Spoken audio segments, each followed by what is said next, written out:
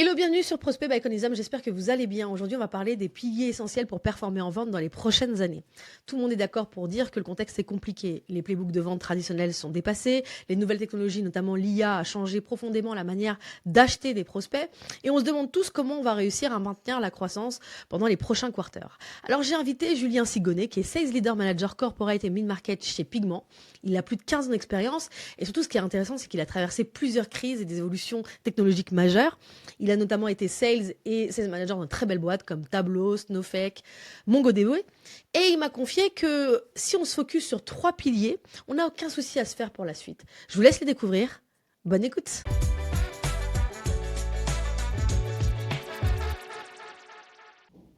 Hello Julien, comment vas-tu? Salut Laetitia, ça va bien, merci. Bah écoute, merci beaucoup d'être venu en fait sur le podcast. Ça fait longtemps que je voulais t'interviewer pour parler pas mal de choses. Mhm. Notamment des 3 choses essentielles, puisqu'on en a parlé un peu en off, à mettre en place pour performer dans les années à venir. Tu as pas mal de choses, parce que tu as une grosse expérience, et c'est assez rare aujourd'hui. Du coup, la première chose que j'aimerais voir avec toi, c'est notamment le contexte actuel. On a la vente qui s'est énormément professionnalisée dans toutes les équipes, avec pas mal de process, de plus en plus d'outils. Alors avec l'intelligence artificielle, il y a un outil qui se crée chaque jour. Donc c'est très chouette, ça permet pas mal de choses, mais du coup ça crée aussi un problème, tu me l'as dit, euh, chez les commerciaux, de travailler l'intelligence situationnelle. Et donc j'aimerais savoir en fait concrètement, ça veut dire quoi et qu'est-ce que tu observes en fait sur le terrain. Ok, oui. Bah oui, oui, c'est une super, enfin, c'est un très bon sujet, je dirais. En fait, je pense que il faut revenir un peu à la base de ce métier, de pourquoi on fait ce métier. Tu vois. Euh, et moi, personnellement, si je devais te partager mon histoire, en fait, pourquoi je fais enfin, pourquoi j'ai voulu faire ce job, historiquement, en fait, c'est grâce à mon père. Mon père, il était Ah, directeur commercial dans l'industrie pharmaceutique, donc pas du tout la même industrie que moi, hein. Je le voyais, il partait là, dans sa grosse voiture de fonction, en tournée. Au début, il était commercial, puis après, il a été manager de région, puis après, il était manager de plusieurs régions, puis après, il a été directeur commercial France. Et je le voyais, et en fait, il me parlait de ce qui marche, de ce qui marche pas, etc. Puis au fur et à mesure, je dirais, du fait que je grandissais. Et en fait, il y a un point essentiel que je retiens de mes discussions avec lui, c'est que la vente, avant tout, c'est inspirer. D'accord? mmh. Et le fait que, et ça, enfin, ma femme m'en parle tout le temps aussi, c'est qu'en fait, il n'y a pas de vente sans humain. D'accord? Par exemple, pour te citer un exemple, elle me parle souvent, voilà, elle travaille dans le retail, tu as quelqu'un qui arrive et qui dit, bah ok, bah tiens, bonjour Laetitia, j'aimerais acheter un parfum. Ok. Et tu dis, bah ok, très bien, bah voilà la liste des parfums qu'on a disponibles devant vous. Euh, Si tu t'arrêtes là, c'est nul. Je veux dire, ça n'a aucun sens. Il y a des chances que j'achète pas de parfum. Voilà. En Que revanche, j'hésite. en revanche, si je te dis, pourquoi vous avez besoin d'acheter un parfum? Pour quelle occasion? C'est pour qui? Ah, c'est votre sœur, c'est votre frère, d'accord, très bien. Bah, qu'est-ce que votre sœur, qu'est-ce que votre frère, elle aime? Et puis alors, bah tiens, c'est son anniversaire, etc., etc. Et en fait, bah là, tu commences à créer quelque chose, et c'est ce quelque chose qui fait que ben, people buy from people, quoi. Et en fait, le fait est, c'est que si tu t'intéresses pas à la personne, si tu poses pas des questions ouvertes, si t'es pas authentique, en fait, ce job, il n'a pas trop de sens. Et pourquoi je pense que c'est important de repartir de là, c'est que, en fait, ce métier de vente, il existe depuis des années dans d'autres industries. Dans notre industrie, le logiciel, le SaaS, il s'est professionnalisé au fur et à mesure des années, avec différentes méthodes de vente, des méthodes de qualification, etc., etc. Et en fait, le fait d'avoir ces process de qualification, ces process de vente, ça ne doit pas te faire oublier qu'à un moment donné, la personne qui est face à toi, elle est face à toi, elle est certes, elle a un problème business. Par exemple, nous chez Pigment, les gens, ils ont des problèmes de planification parce qu'ils passent trop de temps dans Excel, parce qu'à un moment donné, l'EPM qu'ils ont, c'est plus un réceptacle qu'un EPM, etc., etc. Et cetera. Et en fait, donc ça c'est un problème, mais il faut aussi t'intéresser à la personne, d'accord? Qu'est-ce qu'elle va rechercher cette personne personnellement dans le choix de l'EPM? Ok. Euh, Quel va être son next step de carrière? Et ce que je veux dire par là, c'est que voilà, donc tu as des méthodes de vente, des méthodes de qualification qui vont te permettre d'arriver, de te poser des questions qui sont essentielles, qui est est-ce que j'ai fait le tour de la situation euh, avant de prendre la décision d'aller à la prochaine étape avec ce prospect, avec ce client? C'est génial, ça te donne une boussole, ça te permet de te faire un petit peu ta checklist, mais à aucun moment la checklist, je pense que ton prospect il doit la ressentir. Très intéressant. Du coup, effectivement, ça doit pas être un espèce de questionnaire on peut un peu ressortir justement en se disant, bah voilà, il faut que j'ai ma grille qui soit remplie, mes dicks, spiced, bandes, peu importe. Oui. Euh, et du coup, aujourd'hui, ça me fait venir à, à à une question parce que ce que j'entends, c'est en gros aujourd'hui, il faut avoir une vraie conversation. Et donc la personne en face doit pas ressentir en fait que tu qualifies. Il y a tout un mouvement en fait de plus en plus qui fait beaucoup plus de bruit, qui parle d'agents IA aujourd'hui, qui ferait globalement bien le travail en fait, et qui serait capable en fait d'analyser si t'as. Est-ce que tu penses pas en fait que justement ces agents IA en fait qu'on intègre en fait dans nos process sont une bonne chose parce que ça permet de pouvoir analyser si tu as bien fait ton job, si tu as bien tous les éléments, etc. Mais est-ce qu'on ça pousse pas encore plus à être plus mécanique et plus robotique? Bah, ouais, c'est une bonne question. Aujourd'hui, si tu fais moi, si je regarde par exemple ce qui se passe aujourd'hui dans mes équipes, tout le monde utilise l'IA. Tous les sales utilisent l'IA. Alors ils utilisaient l'IA via ChatGPT parce que pour faire une analyse, parce qu'ils ont des super prompts sur un RFP, etc. Ils vont utiliser l'intelligence artificielle de Gong pour les aider à spotter là où sur un call, par exemple, il y a des choses qui auraient pu mieux se passer. Et donc, je pense que, enfin, je veux dire, ça devient essentiel dans notre métier. C'est des gains de productivité qui sont très très importants. Et donc, il n'y a aucun doute là-dessus. En revanche, il faut, je pense, en revenir à cette histoire de sens et cette histoire de qu'est-ce que tu apportes à ton interlocuteur. Euh, et en fait, l'intelligence artificielle par rapport à ça, elle va te permettre de gagner du temps. Elle va te permettre si tu prends un exemple concret, nous aujourd'hui, on a une équipe growth chez Pigment qui est absolument incroyable. C'est des gens qui te permettent de vraiment d'aller chercher de l'information sur des comptes, sur des prospects, enfin, et d'avoir le tout dans un accès dans Salesforce, enfin, etc. C'est absolument incroyable. Tout ça, ils le font grâce à l'intelligence artificielle.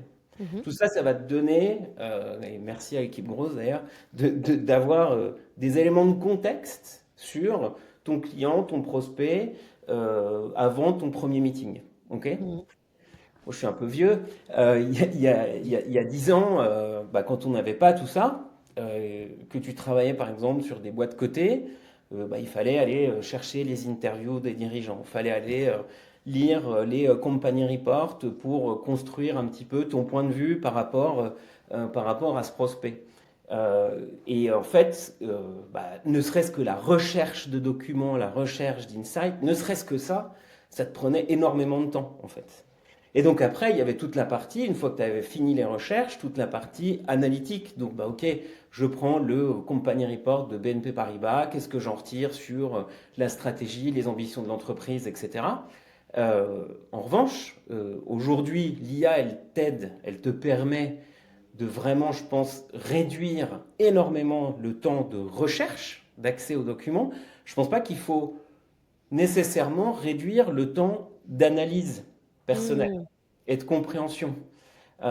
Et en cela, oui, des agents IA peuvent bien entendu t'aider alors dans la productivité avec les outils, etc. Ils vont t'aider, comme je te l'expliquais avec nos équipes growth, sur bah, aller chercher des éléments de contexte, de prospection, etc.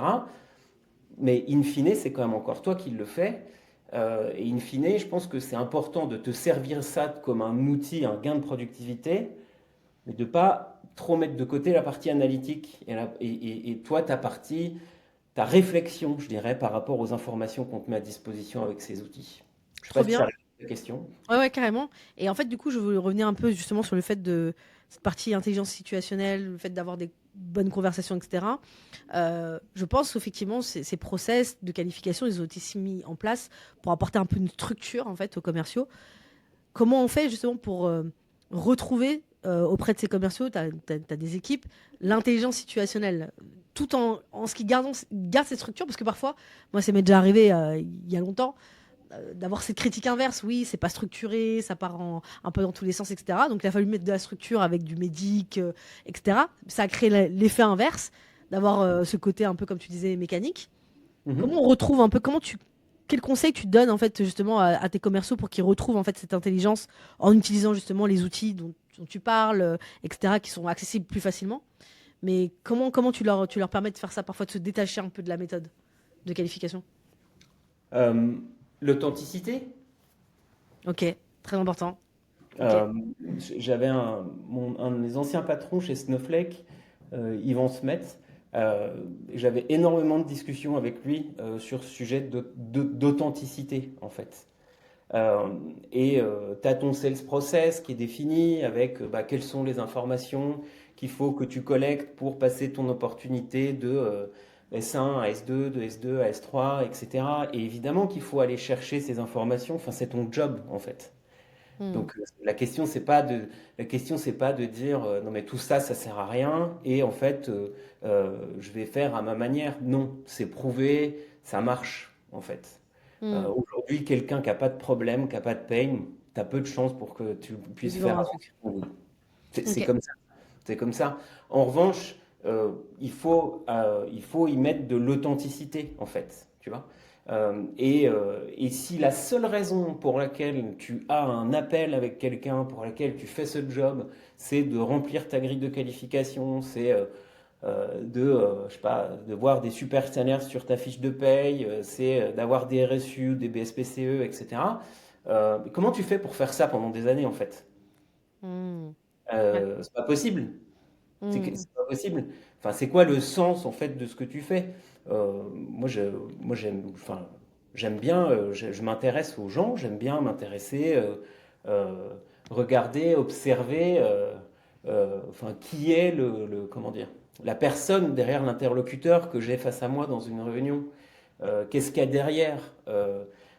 Parfois, je me force à me taire dans une réunion pour observer les gens qui sont dans la réunion, observer ce qui se passe en fait. Voilà, c'est quelque chose que j'aime bien, qui a du sens pour moi. Et donc, revenir à, c'est pas une question de revenir, c'est être authentique en fait par rapport à ce qui a du sens pour toi et te servir de tous ces outils et toutes ces méthodes de vente, de qualification qui sont absolument incroyables. C'est génial tout ce qu'on a à disposition aujourd'hui.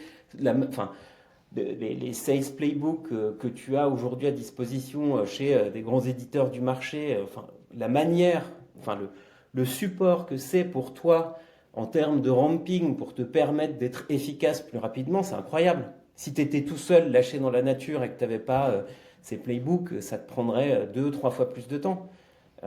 Donc c'est top. Mais je pense qu'il faut rester authentique. Et c'est important de rester authentique. Et toi, pour toi, c'est quelque chose qui se travaille, à l'authenticité commerciale, ou c'est quelque chose en fait qui est un peu inné en fait dans le fait d'être transparent, de vouloir en fait vouloir que l'autre personne réussisse. Toi, tu penses que c'est quelque chose qui se travaille ou pas? Par exemple, s'il y a des sales qui nous écoutent là et qui se disent ok, faut que je sois un peu plus authentique en fait dans mes rendez-vous commerciaux, c'est quelque chose qu'ils doivent acquérir ou c'est parce que t'aimes ton produit et du coup tu vas être de fait authentique. Non, je pense que c'est quelque chose qui se travaille. Et en fait, je pense que la question, c'est pas est-ce que je suis authentique, en fait. Tu vois. La question, c'est, et ça se travaille avec ton manager, ça se travaille avec tes collègues, via des exercices. Tu sais, euh, je reviens à Yvan, mais il parlait toujours de ces quatre étapes là Au début, tu es unconsciously incompétente. Après, tu es consciously incompetent. Mm. Après, tu deviens consciously competent. Et à un moment donné, tu deviens unconsciously competent. Tu vois. Mm.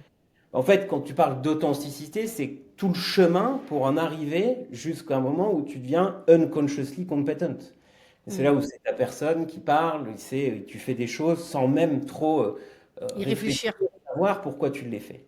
Mm. Euh, en fait, c'est pas inné ça. Enfin, tu vois, quand on parle d'authenticité, c'est pas juste dire bon alors est-ce que je suis authentique ou pas. Non, c'est identifier aujourd'hui par rapport à toi, à ce que tu maîtrises dans un playbook, à ce que tu maîtrises dans une méthode de qualification, à ce que tu maîtrises dans un process de vente, quelles sont les choses sur lesquelles il faut que tu travailles et de travailler ça petit à petit pour te permettre à terme d'atteindre ce stade et je dirais, voilà, d'avoir cette authenticité que tu peux avoir ensuite avec tes amis, avec ta famille, etc., etc. Ok, très très très clair. Donc ça, c'est la première chose que tu dirais qui est essentielle aujourd'hui pour performer, c'est de revenir, en fait, en tout cas pour ceux qui ne l'ont pas, à cette authenticité pendant ces calls, pour avoir en fait ce retour et tempérer avec des process un peu trop, ou soit des outils un peu trop rigides, et Oui. de continuer à avoir la partie conversationnelle. Très cool. On va passer au deuxième point. Tu m'as confié en fait, et c'est très marrant parce que bah, tu bosses dans une boîte qui est connue, qui est reconnue, et pourtant, toi, la question de l'outbound, c'est central, même quand une boîte fait de l'inbound, de faire de l'outbound. Pourtant, il y a plein de gens qui vont dire l'outbound c'est mort, on va plus pouvoir réussir à téléphoner, l'email ne marche pas, LinkedIn, les gens craquent. C'est quoi ton point de vue là-dessus un petit peu? Qu'est-ce qui fait que tu penses qu'il faut malgré tout, faut pas se dire voilà, on va faire que du contenu, mais il faut continuer à faire de l'outbound. Moi, je pense que c'est essentiel. C'est souvent les gens te disent que le- la pipe gen, la PG, c'est ce qu'il y a de plus important et de plus urgent. Donc en fait, je suis convaincu personnellement que c'est quelque chose qui est vital et qui est fondamental pour le succès d'un sales sur le long terme en fait. Et tu as beaucoup de... Enfin, moi j'ai démarré ma carrière chez Tableau, c'était beaucoup d'inbound, de demo requests, de gens qui téléchargeaient des webinaires, etc. etc. Et puis un jour, quand j'ai changé de boîte, je suis arrivé chez MongoDB ou chez Snowflake, en fait, tu n'as plus toute cette inbound là qui arrive. Et à ce moment-là, il faut être capable justement de te remettre en question, de revenir euh, consciously incompetent, Mhm.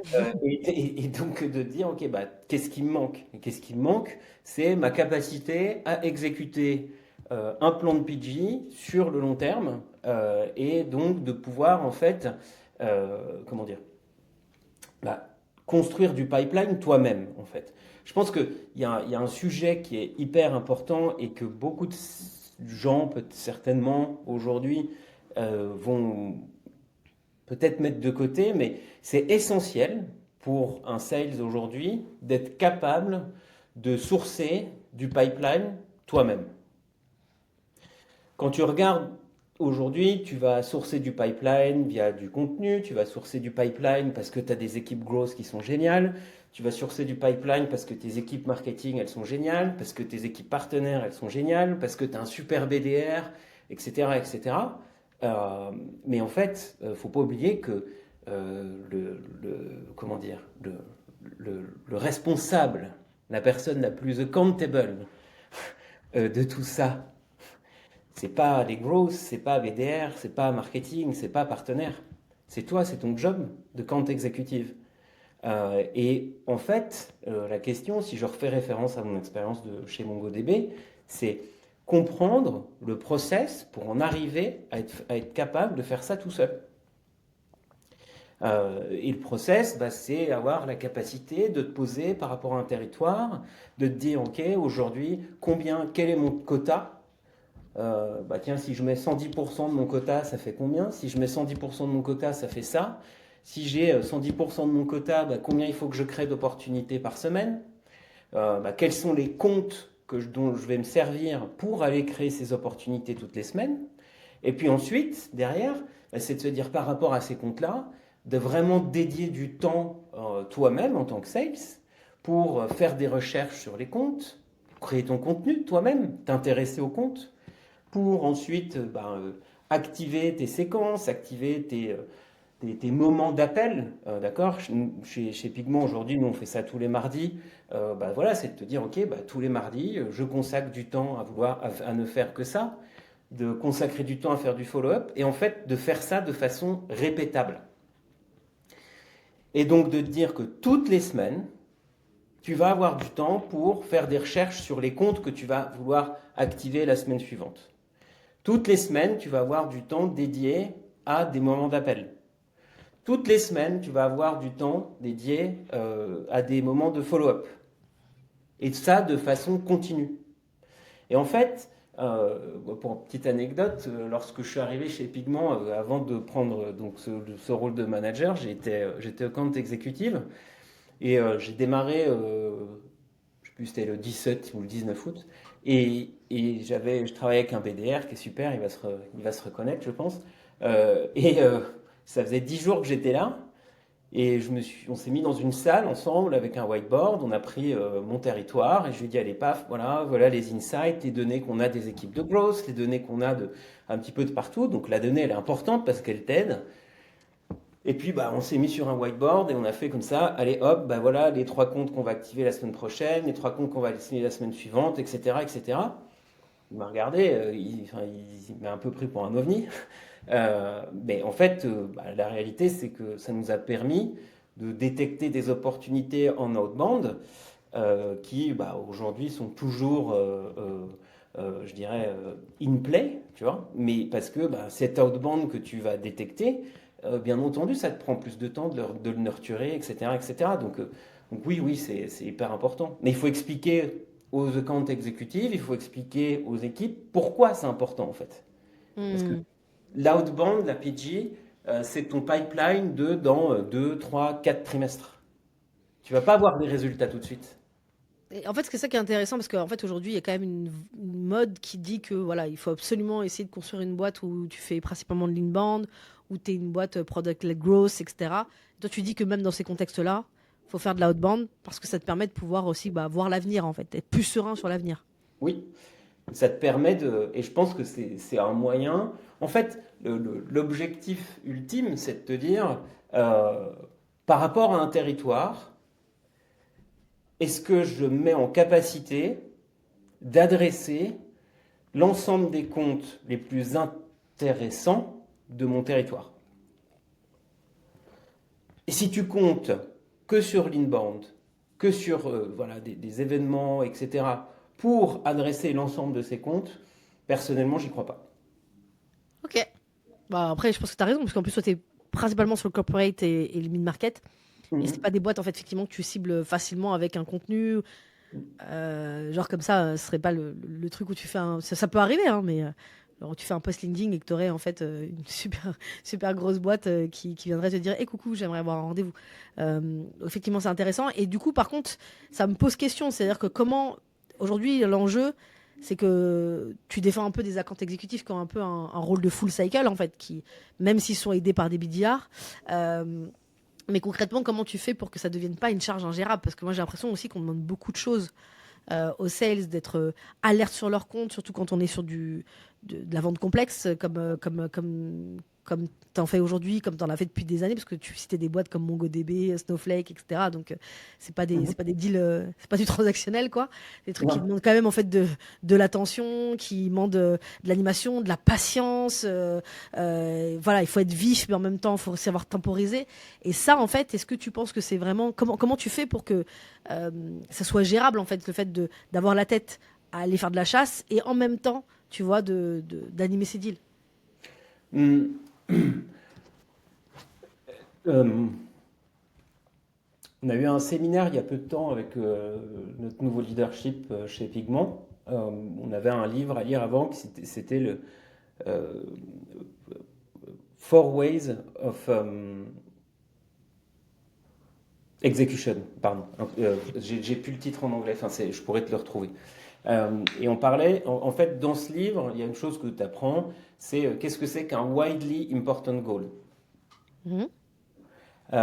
Et en fait, je fais référence à ce livre, mais c'est un principe que moi je me suis appliqué depuis très longtemps. En fait, le point essentiel, c'est quel est ton widely important goal? Par rapport à ça, tu vas avoir une, deux, trois batailles, je dirais, à gérer, mais tu n'en as pas plus. Mhm. Et donc, sur ce principe-là, j'invite toujours mon équipe à se poser des questions sur. Et j'ai pas l'impression d'inventer grand-chose là-dedans, hein, donc je dis ça avec beaucoup d'humilité. Euh, Est-ce que tu travailles sur quelque chose qui va te permettre de faire avancer une opportunité, ou est-ce que tu travailles sur quelque chose qui va te permettre de détecter une nouvelle opportunité?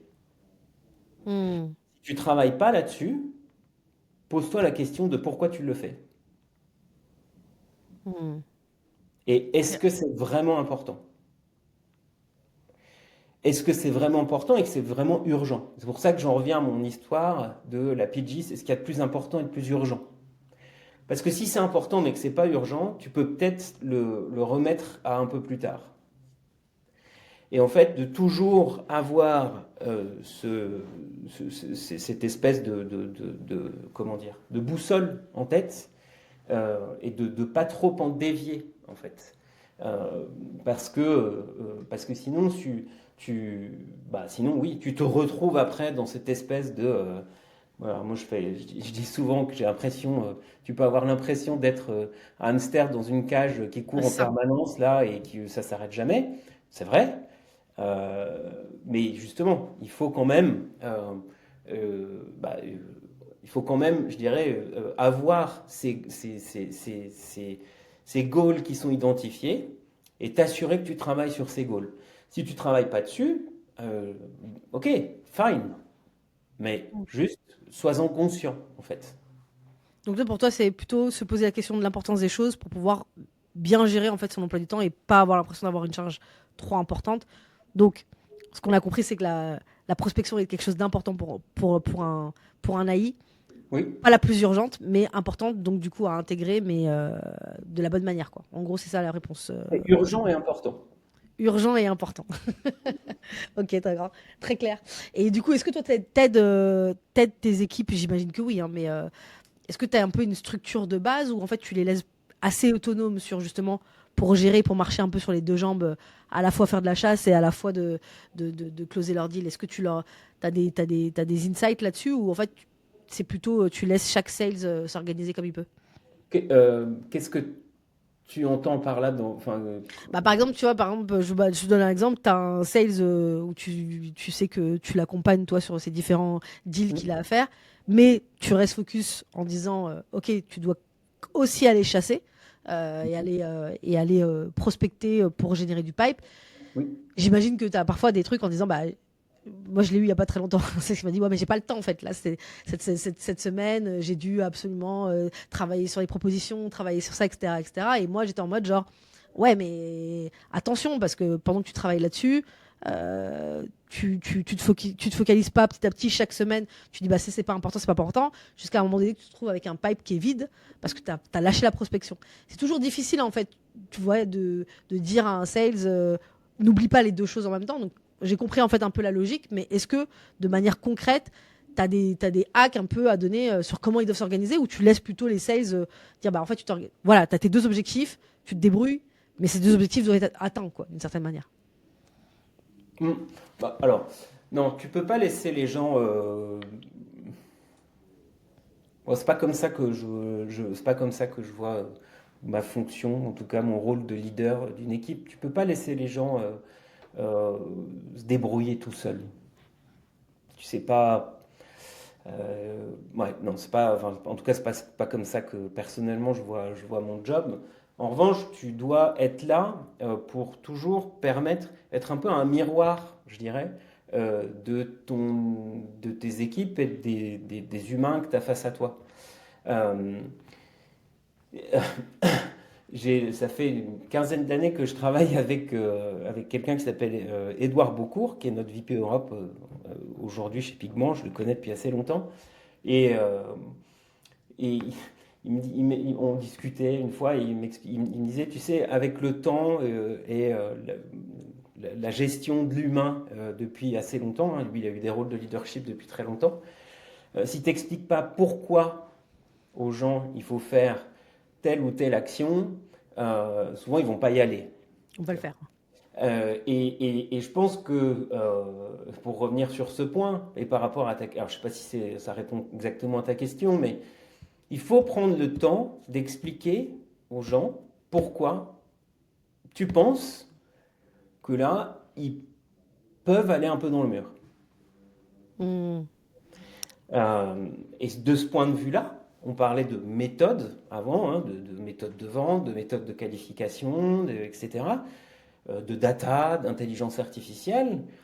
De ce point de vue-là, tout ça, c'est hyper important. Parce que Hmm. toi, en tant que leader, ça doit te permettre de spotter, je dirais, euh, les éléments en fait sur lesquels tu penses que le compte exécutif avec lequel tu discutes, enfin la personne avec laquelle tu discutes, alors, bah, voilà, enfin, il peut avoir des soucis. Hmm. Et après, tu peux pendant une semaine être super busy parce que tu travailles sur plusieurs propositions en même temps, parce que c'est la fin de quarter et tu es sur un closing, etc., etc. Mais tu peux aussi te dire, ben, comment je fais pour déléguer cette tâche, cette semaine, à quelqu'un, pour responsabiliser mon BDR, pour le guider, pour Hmm. de dire à ton BDR, écoute, voilà, aujourd'hui, enfin cette semaine, moi, voilà, je suis par Monts et par Vaux, j'ai des propositions, etc., etc. Et donc, bah, écoute, j'aimerais que, voilà, sur ces trois comptes-là, tu puisses identifier les 10-15 personnes qui sont dans les personas avec lesquels on aime bien travailler, avec lesquels on travaille bien, et donc, bah, j'aimerais que tu puisses bah, lancer de la prospection, des campagnes PG sur ces 10 personnes et ces trois comptes-là. Tout le monde a le temps de faire ça, même Hmm. si tu fais plein de propositions. Hyper intéressant. Encore une fois, il faut expliquer pourquoi il faut le faire. Hmm. Si tu n'expliques pas pourquoi, euh, les gens ils vont Ça sera plus. dépriorisé, ouais. Effectivement, ça Voilà. sera pas mis. Ok, super. Bah, du coup, ça fait une bonne transition sur la suite. Donc là, le deuxième point essentiel sur lequel on a parlé, c'est vraiment le fait de mettre le curseur sur l'outbound. Le troisième, c'est plus la partie management. Mhm. Euh, En off, tu m'as beaucoup parlé de l'importance d'avoir une rigueur opérationnelle côté management. Mhm. Euh, et je trouvais ça intéressant parce que souvent, et surtout dans une période comme celle-ci où le contexte, alors peut-être que Pigment, vous souffrez moins de ce contexte-là, mais beaucoup de boîtes sous un contexte un peu compliqué aujourd'hui, etc. Et donc, on va forcément parfois tomber dans le micromanagement. Et on peut confondre le fait de. Il y a des gens qui vont faire du micromanagement, d'autres qui vont, pour ne pas faire du micromanagement, vont pas du tout rien, vont rien faire. Et je pense qu'il y a un juste milieu que toi, tu as pas mal. Justement, comment définir en fait cette rigueur que tu dois avoir avec tes équipes? Ok. Grosse question. Je te laisse voir. En En gros, fait, comment ne pas tomber dans le management toxique, quoi, globalement, malgré des objectifs qui sont ambitieux, quoi. euh, bah, en fait, peut-être pour t'illustrer ma manière de penser par rapport à ça. Je vais te partager une histoire personnelle. Euh, en fait, quand j'ai démarré chez Tableau, j'ai rejoint Tableau en décembre 2011. Ok. Euh, et j'étais le premier sales sur la France et l'Europe du Sud. Pas trop de sens ce territoire. Euh, et C'est quoi, c'est l'Italie, l'Espagne, c'est ça? toute Portugal? l'Europe du Sud. Ok, d'accord. Ok. Euh, et en fait, pourquoi je te parle de ça? Je te parle de ça parce que bah, je revenais sur le livre là, que j'ai lu récemment sur les widely important goals, etc. En fait, Et alors moi, pour le coup, à ce moment-là, j'étais assez jeune, hein, j'avais 28 ans, 29 ans, job de sales dans le software, Tableau à l'époque, c'était une des boîtes les plus innovantes sur le marché. On venait de bouger à Londres avec ma femme, enfin voilà, c'est un peu une expérience incroyable. Euh, et donc, il y avait toujours des demandes de démos, il y avait toujours voilà, des leads, etc. Donc, moi, enfin, voilà, je passais mon temps, je répondais, tiens, hop, Laetitia fait une bande de démonstration, hop, Julien, il arrive, il fait une autre demande de démonstration, tu fais tes démos, tu fais des trucs, bref. Tout ça pour te dire que j'ai eu un nouveau manager qui est arrivé en avril ou mai, qui s'appelle Marco Rapetti, qui est un peu un mentor pour moi. Euh, et, et en fait, Marco, au mois de septembre, je devais être à 20-30% d'atteinte de mes objectifs. Euh, il- euh, et j'étais occupé. Ok. Et j'étais occupé. J'avais vraiment pas l'impression de chômer. Marco, au mois de septembre, il m'a dit, écoute, là ça va pas. Et donc il m'a mis en pipe. Il m'a mis en pipe. euh, et je pense que si je fais un peu un 360 par rapport à cette époque-là, j'étais occupé. En revanche, je pense que voilà, je prenais pas forcément trop les feedbacks qu'on me faisait sur justement, écoute Julien, arrête de prendre toutes les demandes de démonstration qui viennent partout. Concentre-toi sur quelques segments en France et puis tu vas voir, ça va marcher. Et donc, en fait, Marco, il m'a donné la chance de me réveiller avec ce pipe. Et le pipe, j'aurais pu dire c'est totalement injuste, personne ne me comprend, etc. etc. Non, je ne l'ai pas du tout pris comme ça. Et c'est d'ailleurs certainement ce qui est aujourd'hui, cette expérience que j'ai vécue avec lui, c'est un peu le ciment de notre relation. C'est quelqu'un de très spécial pour moi. La réalité, c'est que Marco, si tu veux, il m'a mis dans ce pipe. J'ai fini Q4, je devais être à 90% d'atteinte. Et après, je crois que je suis allé 5 années de suite au President's Club chez Tableau, 4 ou 5 années de suite. Mm. Et en fait, pour revenir sur pourquoi cette histoire et pourquoi la rigueur. En fait, c'est pas l'idée, c'est pas de parler de rigueur au sens faut être raide comme la justice, tu vois, il faut pas sortir de tel ou tel process, il faut laisser place à de la créativité. Absolument, c'est hyper important. Ce qui rend Euh, notre métier cool aussi. et oui, on Mm. revient sur le premier point sur la question du sens. Enfin, Mm. il faut absolument laisser place à de la créativité.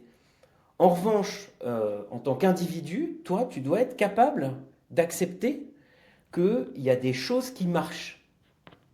Mm. Euh, et ces choses qui marchent, si on reprend le thème d'avant sur l'outbound, c'est de te mettre de la rigueur sur de l'outbound. Euh, Il y a des choses qui marchent qui consistent à te dire que tu dois avoir comme, comment dire, North Star le fait que en tout début de cycle de vente, tu te dois absolument d'avoir identifié des problèmes, des pains, d'avoir identifié un potentiel champion et une timeline. Ça ne veut pas dire que tout doit être parfait. Mm. Mais en Mm. revanche, il faut que tu aies fait des progrès dans ce sens-là. Et quand on parle de rigueur, justement, c'est voilà, qu'est-ce que tu apprends? Enfin, j'en reviens à tout ce qu'on disait tout à l'heure sur unconsciously incompetent, tu vois, consciously incompetent, etc. Et en fait, il faut accepter que tu ne sais pas. Mm. Et de par ça, comprendre quelles sont les choses qui marchent, et ensuite de t'appliquer la rigueur de ces choses qui marchent. Et donc, la rigueur de ces choses qui marchent, c'est d'accepter qu'il y a des process. C'est d'accepter que l'activité, c'est quelque chose d'essentiel dans la vente. Je veux dire, si tu n'as pas d'activité, c'est sûr que ton pipeline n'y va pas grossir, quoi, hein. Il n'a pas Enfin, il n'y avancé, a ouais. aucun doute là-dessus. C'est d'accepter que, voilà, il y a des méthodes de qualification qui marchent, c'est d'accepter tout ça. Et donc de te de t'instaurer cette rigueur personnelle par rapport à ça, sur aussi toi-même faire ta propre recette, et d'où la part de créativité. Et ensuite, bah, derrière, d'avoir, je dirais, un peu comme North Star, de dire, voilà, ça c'est ma trame de fond et je ne dois pas en dévier. Ok, très intéressant. Et ça se traduit comment sur tes one-to-one? Parce qu'on en avait parlé un peu rapidement. Toi, tu n'étais pas du tout la team de dire, en gros, tu as 10% de ton quota. Qu'est-ce que tu as fait? Qu'est-ce que tu as foutu globalement? Tu étais plutôt Mhm. d'une approche d'essayer de co-construire un plan avec les membres de ton équipe. Oui.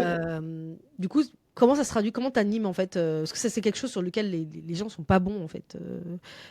Sur la partie one-to-one, ou en tout cas, même quand on démarre en tant que sales manager, je suis la Mhm. première là-dessus, où Mhm. tu fais plein de bêtises en fait sur la partie one-to-one. C'est quoi ton Euh, approche?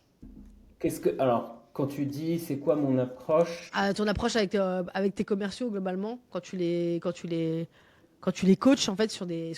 D'ailleurs, est-ce que tu mets en place des one-to-one avec tes commerciaux, ou est-ce que c'est plutôt des réunions d'équipe, comment tu transmets un peu, tu essaies de les aider? Il y a des rituels un peu que tu mets en place avec eux? Oui, je pense que c'est important d'avoir des rituels. Oui, oui, je pense que c'est important. Et donc moi, j'aime bien avoir deux rituels, je dirais, dans la semaine. Un Ok, premier, enfin, il y a un rituel qui est plutôt personnel, d'accord? ok. Qui est comment dire? Moi j'appelle ça le one-to-one, mais One to one, pardon, peut-être que tu excuse-moi. l'appelles autrement, ouais, je sais pas. Non, non. Donc le rituel personnel, c'est ton one-to-one, d'accord? Mhm. Donc ça, il n'y a aucun doute, enfin, il y a aucun doute là-dessus, mais je pense que le rituel du one-to-one, à mon sens, euh, c'est un moment que tu dois consacrer au coaching et au développement de l'individu que tu as face à toi. Et donc, tu dois en permanence essayer de comprendre ben, quels sont les drivers voilà, de la personne que tu as face à toi. C'est mieux comprendre ses deals, la santé de son pipeline, comment il exécute ses deals, enfin, construire, te servir de ce moment-là aussi pour construire une relation de confiance, je dirais, Mhm. avec ton, pardon, avec ton équipe, Mhm. excuse-moi. Et donc, tu vas faire, voilà, donc il y a une partie de comprendre comment va la personne. Enfin, ça ne doit pas non plus se résumer juste à comment va la personne, parce que si c'est uniquement ça, bon, c'est pas très Ouais. efficace.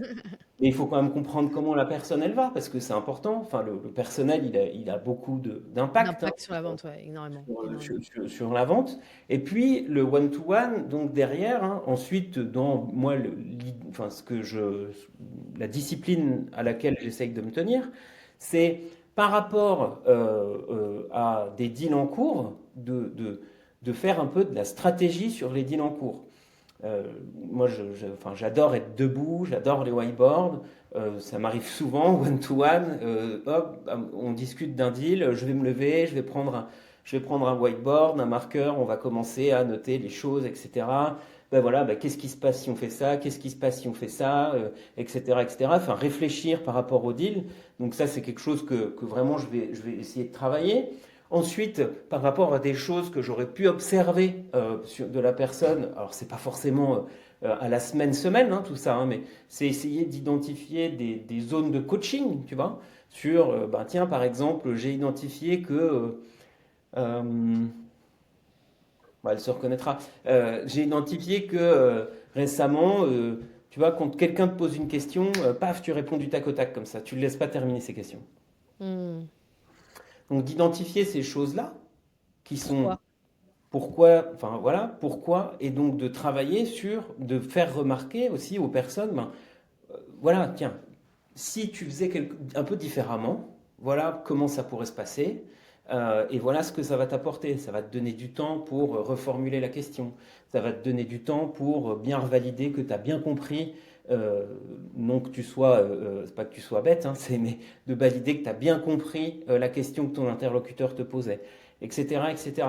Et donc, bien entendu aussi, passer du temps, je dirais, sur le les besoins des clients et bien entendu aussi sur voilà, quelles sont les activités que tu vas lancer cette semaine pour de l'outbound de la PG.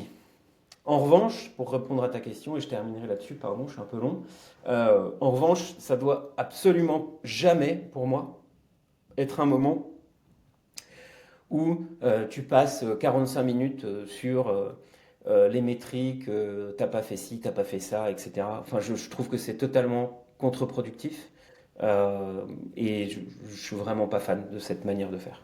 Ça crée beaucoup de frustration chez l'un et chez l'autre. En plus, effectivement. Donc, toi, Euh, en tant que manager, tu dois, avant le one-to-one, avoir passé du temps. à regarder. Quand tu préparerais un meeting C'est vrai. avec quelqu'un, tu dois avoir passé du temps à avoir observé, à avoir regardé tes quelques indicateurs, les progrès sur les deals et puis les autres indicateurs clés que toi tu penses clés pour préparer ton one-to-one. Et tu vas le faire potentiellement, je sais pas, le week-end, le soir, etc. Et donc en fait, ça te permet d'aborder aussi le one-to-one avec des infos déjà et de ne pas passer du temps là-dessus. Mais le but du one-to-one, et potentiellement d'ailleurs, pendant le one-to-one, d'aller adresser un sujet que tu as identifié avec ton équipe, enfin avec ce membre de ton équipe sur bah, voilà, telle ou telle chose. En revanche, ça ne doit pas être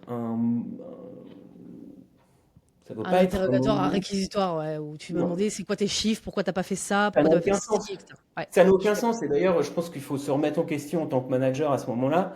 Si tu passes ton one-to-one à faire ça, ça veut dire que toi-même, tu fais mal ton boulot et que tu n'aides pas la personne. Je suis d'accord. Complètement. Tu parlais, on va parler rapidement parce qu'effectivement, là, le temps file, mais tu parlais d'un deuxième rituel que vous aviez au-delà de cette partie individuelle. C'est quoi? C'est une réunion d'équipe plutôt avec tous les commerciaux Absolument. C'est une Ok, réunion d'équipe. C'est une réunion d'équipe qui pour le but, qui a quand même pour but, bah, d'ailleurs, elle, de passer en revue les principaux indicateurs de l'équipe, d'essayer, hein, c'est pas toujours facile, ouais, non, de c'est faire clair. en sorte que l'équipe, elle se sente euh, responsabilisée par des choses qui sont importantes pour l'équipe. Euh, et ensuite, bah, derrière, de pouvoir bah, en tirer quelque chose sur un objectif commun par rapport à l'équipe. Donc le team meeting, l'objectif, hein, c'est de dire, voilà, on va revoir les principaux indicateurs, où est-ce qu'on en est, comment ça se passe. Et encore une fois, l'objectif, c'est pas, alors, par rapport à tel indicateur, comme ça. Enfin, non, l'objectif, c'est aussi d'en parler, de comprendre pourquoi on est dans cette situation, et ensuite, bah, d'avancer, quoi.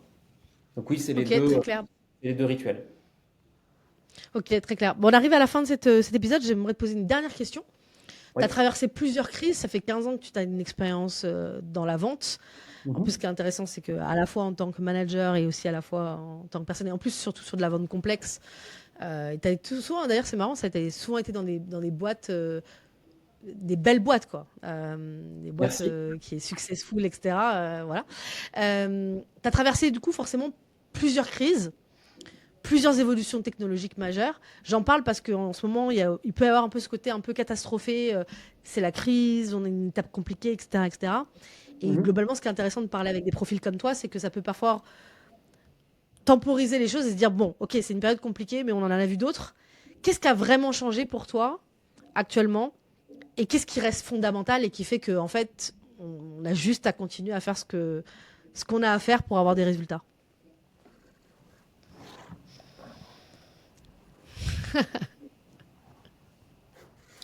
Je pense que je vais peut-être plus me focaliser sur les fondamentaux. Ouais. Sur les fondamentaux, bah, je pense que ça a été un peu la trame de tout ce podcast, c'est l'humain, l'humain, l'humain. Et jamais oublier ça en fait. Tu peux avoir tous les outils de la Terre que tu veux, tu peux te servir de l'IA, etc. Aujourd'hui, si toi, tu as quelqu'un qui a fait un super bon. Et donc, ça, c'est quelque chose qui a changé. Tu vois, je change d'introduction. Mais Tu vas pouvoir te servir de l'IA aujourd'hui pour, avant chaque meeting de découverte, peut-être envoyer un mail, c'est un petit astuce ça, envoyer un mail à ton prospect en disant, bah, écoutez, bonjour Laetitia, ravi de vous parler demain. En parcourant votre site, j'ai compris et les news au sujet de votre société, j'ai compris que les enjeux c'était ça, par rapport à l'impact que peut avoir Pigment. Voilà, curieux d'avoir votre point de vue, afin qu'on passe un moment de qualité ensemble. Allez, Hmm. il y a, ça t'aide beaucoup à faire ça. Ça t'aide Hmm. beaucoup. En revanche, si ton email, ça se voit que c'est un copier-coller de ChatGPT avec des grands tirets bien longs comme ça, si enfin, voilà, on voit que c'est pas personnalisé, Ouais. l'impact de tout ça, c'est pas grand-chose. Donc je pense que ça c'est important. Voilà, donc ce qui a changé, c'est je pense que toute la data, tous les outils qu'on a à disposition, ça a changé. Le fait qu'aujourd'hui Laetitia elle achète de Julien ou que Julien il achète de Laetitia, ça n'a pas changé. Et donc je pense que l'écoute par rapport à ça, l'écoute c'est quelque chose qui est hyper important. Euh, et il faut vraiment, enfin j'insiste beaucoup là-dessus, c'est ta capacité à écouter en fait les gens que tu as face à toi, à vraiment les écouter, à vraiment t'intéresser Hmm. à eux. Ça, c'est un point qui est à mon sens essentiel. Un deuxième point qui, à mon sens, fait partie des fondamentaux, c'est t'intéresser aux problèmes des gens avec qui tu parles. Euh, Hmm. et je vais te raconter une anecdote assez drôle par rapport à ça. Quand j'étais chez Tableau, en 2013 ou en 2014, le Christian Chabot, le CEO de Tableau, il était venu passer une année à Londres. On vivait à Londres. Je vivais à Londres. C'était quelqu'un de très accessible malgré le fait qu'il était CEO de Tableau. Et quelqu'un qui était absolument passionnant d'ailleurs. Et je sors d'un call et je lui dis, j'ai eu un super appel avec Laetitia, c'était génial, so excited about Tableau, etc. Et Christian Chabot, c'est quelqu'un qui avait des yeux, si tu veux, bleus, je t'invite à regarder ensuite, qui vraiment te captivait comme ça. Et il me Hmm. regarde avec un silence au début et il me dit, by experience, Julian, I have known that people won't place a PO to us because they are excited about our technology. Yeah. Je suis Et d'accord. je pense que Hmm. ça, tu vois, ça n'a pas changé, quoi. Hmm. Hmm. Et t'intéresser aux gens, aux problèmes, ça n'a pas changé. Il Hmm. faut le faire. Enfin, euh, t'intéresser, enfin, et t'assurer que tu as des champions sur ton deal, ça n'a pas changé. Ça n'a pas Hmm. changé. Et la réalité, c'est que si tu n'as pas de champion sur ton deal, tu as forcément des gens face à toi de ta compétition qui, eux, ont des champions et qui, eux, vont avoir des gens qui vont vendre en interne dans les réunions auxquelles toi, tu ne participes pas. Euh, Hmm. ça n'a pas changé. Ça n'a pas changé. Et je dirais que pour terminer, peut-être de façon plus globale, si on prend un pas de recul, je pense que ce qui n'a pas changé, c'est le fait que dans notre métier, c'est nécessaire de faire preuve d'humilité, d'être coachable. Je reviens sur mon histoire de tout à l'heure, hein, accepter que tu ne sais rien, en fait. Et ça, c'est très important. Et je pense qu'il y a un autre point aussi, de façon plus globale, qui est important dans notre métier, c'est la confiance. Hmm. La confiance que tu peux avoir dans ton équipe, dans les gens, c'est hyper important. Et par rapport aux choses qui peuvent avoir changé sur le rythme de notre société, euh, je pense que faut être patient, faut être, faut être patient avec ton ego. Hyper Euh, intéressant. Ça, c'est quelque chose qui, euh, qui, à mon avis, Super, aujourd'hui, peut voilà, avoir de l'impact. super manière de finir. J'aime beaucoup cette phrase, être patient avec son ego, parce que c'est un métier dans lequel on peut parfois mettre beaucoup d'ego, et donc je trouve ça vraiment intéressant. Bon, en tout cas, merci énormément, Julien, pour ces partages. Donc, Merci à du toi. coup, vous avez les trois, pour ceux qui nous écoutent, les trois choses essentielles à maintenir si vous voulez continuer à performer, même dans ce contexte qui semble compliqué pour certaines entreprises. Si vous maintenez ça, a priori, ça devrait bien se passer. Merci beaucoup, Julien. Et puis, voilà, où on peut te trouver? Est-ce que tu es quelqu'un qui répond à LinkedIn ou pas du tout, qui préfère l'email? Comment on peut te contacter s'il y a des gens qui ont envie de te contacter? Bah, ils peuvent me contacter sur LinkedIn avec plaisir. Ok, bah, trop bien. Bah, écoute, merci, Julien. À Merci. bientôt. À bientôt. Bonne journée.